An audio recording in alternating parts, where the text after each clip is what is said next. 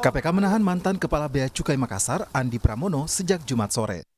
Andi Pramono sebelumnya telah ditetapkan sebagai tersangka dalam kasus korupsi berupa gratifikasi dan tindak pidana pencucian uang atau TPPU.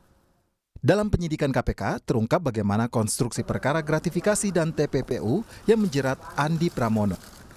Andi Pramono diduga menjadi broker memuluskan pebisnis ekspor-impor untuk mencarikan barang logistik yang dikirim dari wilayah Singapura dan Malaysia menuju ke Vietnam, Thailand, Filipina, dan Kamboja. Andi diduga menerima fee yang diduga menyalahi aturan kepabeanan. KPK menemukan Andi Pramono diduga menerima gratifikasi sejumlah 28 miliar rupiah yang dipakai untuk keperluan dan keluarganya. KPK menyebut dalam kurun waktu 2021 hingga 2022, Andi membeli berlian senilai 652 juta rupiah, membeli polis asuransi senilai 1 miliar rupiah, dan membeli rumah di wilayah Pejaten, Jakarta Selatan senilai 20 miliar rupiah. Padahal, data laporan harta kekayaan Andi Pramono tidak sampai 20 miliar rupiah. Dari data laporan harta kekayaan mantan Kepala Bea Cukai Makassar Andi Pramono, dalam 5 tahun terakhir, kenaikan signifikan harta yang dilaporkan Andi terjadi pada tahun 2019. Saat itu, Andi Pramono melaporkan hartanya naik menjadi 11,9 miliar rupiah dari tahun sebelumnya 7,3 miliar rupiah. Jika dilihat, kenaikan harta yang dilaporkan tertinggi ada pada bagian tanah dan bangunan. Jika pada tahun 2018, tanah dan bangunannya hanya 1,4 miliar, di tahun 2019 naik menjadi 6,5 miliar rupiah.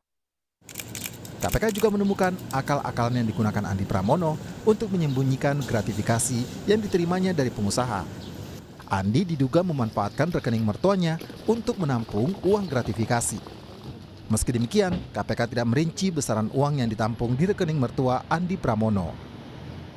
Tindakan saudara AP dimaksud diduga sebagai upaya menyembunyikan sekaligus menyamarkan identitas AP sebagai pengguna uang yang sebenarnya untuk membelanjakan, menempatkan maupun dengan menukarkan dengan mata uang lain. Pada proses penyidikan ditemukan adanya transaksi keuangan melalui layanan perbankan melalui rekening bank milik AP dan ibu mertuanya. Pakar hukum yang juga mantan Wakil Ketua KPK Laude M. Syarif mengakui praktik akal-akalan koruptor melalui rekening keluarga. Bahkan praktiknya bisa tidak terdeteksi melalui PPATK. Misalnya kalau ingat kasusnya Emir Sattar, Direktur Garuda. Oke. Waktu itu ketika kita cari tidak ada bekasnya sama sekali, nggak ada jejaknya di di PPATK, terus teman-teman dari Singapura juga nggak dapat.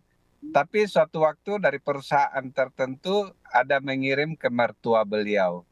Jadi dari situ kita bisa tahu. Jadi hanya satu transfer yang gitu yang menjadi petunjuk untuk kita telusuri. Jadi saya pikir mereka sudah tahu. Okay. Ya, jadi saya nggak mau ingin banyak bicara karena memang sulit, nggak gampang. Oke. Kasus ini bermula dari penelusuran KPK terhadap laporan harta kekayaan penyelenggara negara Andi Pramono yang diduga tidak sesuai profil. Kini KPK menahan Andi selama 20 hari untuk kepentingan penyidikan.